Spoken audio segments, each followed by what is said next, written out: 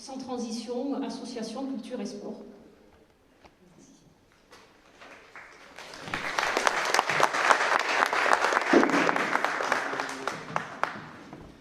Donc, comme on le sait tous, les associations à Prades sont très nombreuses et très actives.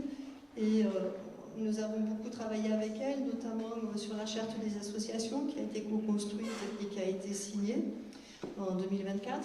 Nous avons travaillé sur les locaux, qui étaient une de nos priorités, les locaux et les terrains sportifs.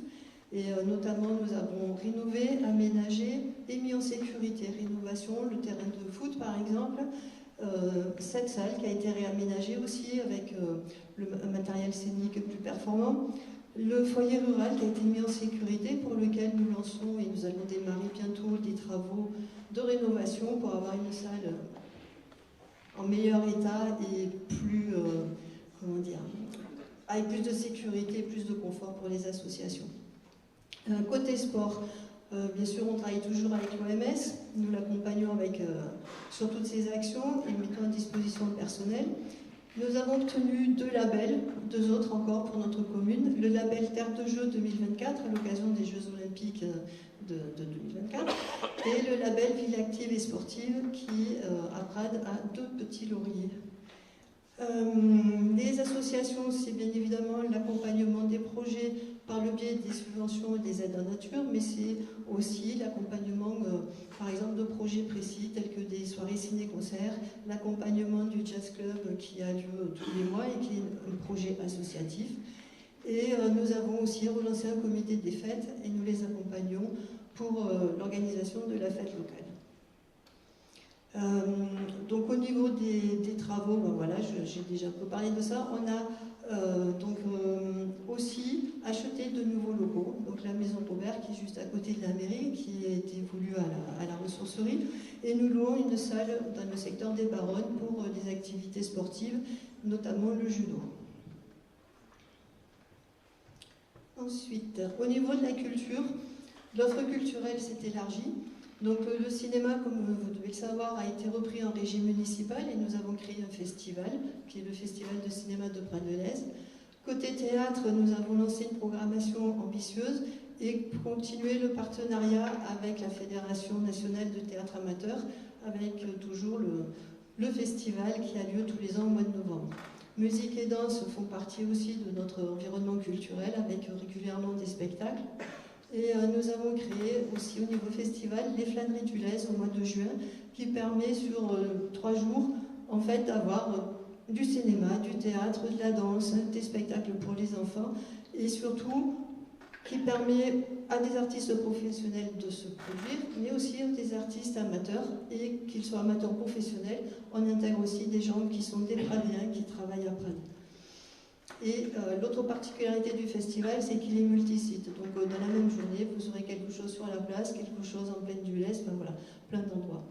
Le livre a été mis en avant aussi, avec par exemple des actions particulières comme les nuits de la lecture, le printemps du poète, des accueils d'auteurs. La culture, c'est aussi le développement de l'éducation artistique et culturelle. Nous avons signé une convention avec la métropole pour pouvoir accueillir des compagnies métropolitaines. Ça nous apporte aussi une aide financière, parce que ces projets sont payés en partie par la métropole. Ça permet de faire entrer la culture à l'école, à la crèche, chez les jeunes et sur des projets aussi intergénérationnels.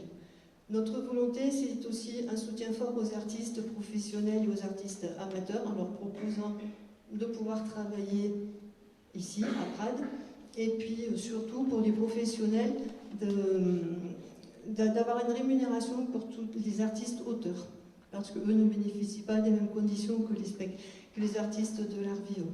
Et enfin, la politique culturelle, c'est d'avoir des tarifs accessibles pour tous. Quand c'est pas gratuit, c'est vraiment pas cher. Voilà, je crois que j'ai rien oublié.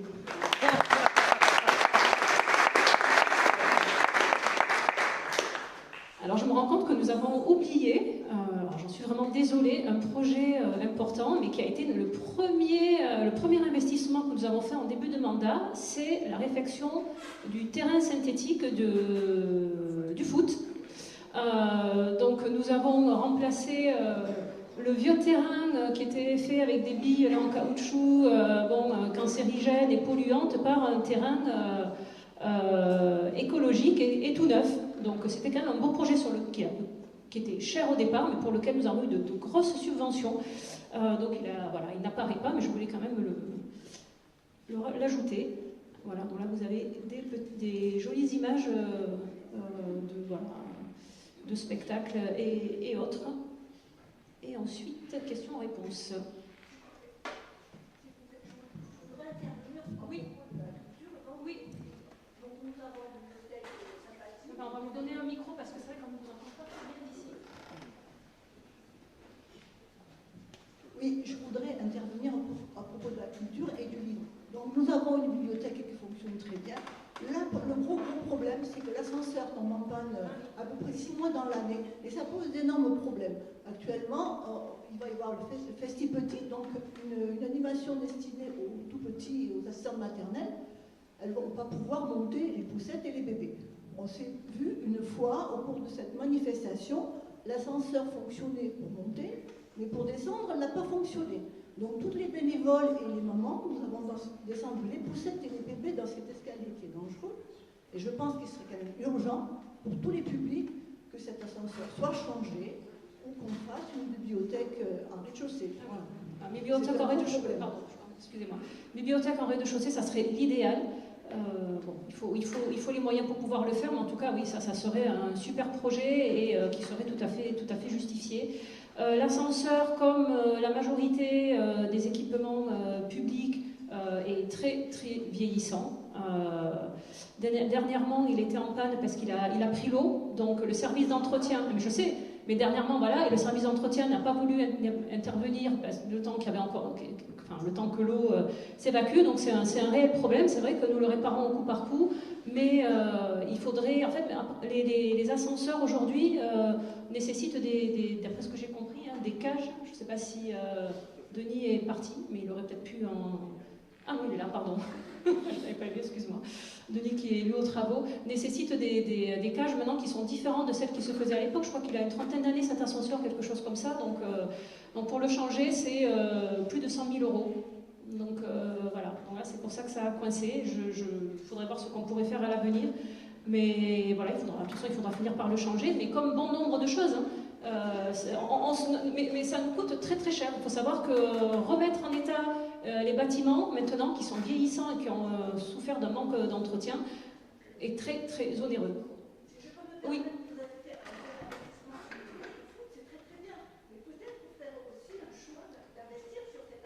Alors, quand nous avons fait, mais quand nous avons fait l'investissement sur le stade de foot, c'était en début de mandat et nous ignorions que cet ascenseur tombait sans arrêt en panne. Donc c'est un choix qui a été fait à un moment donné.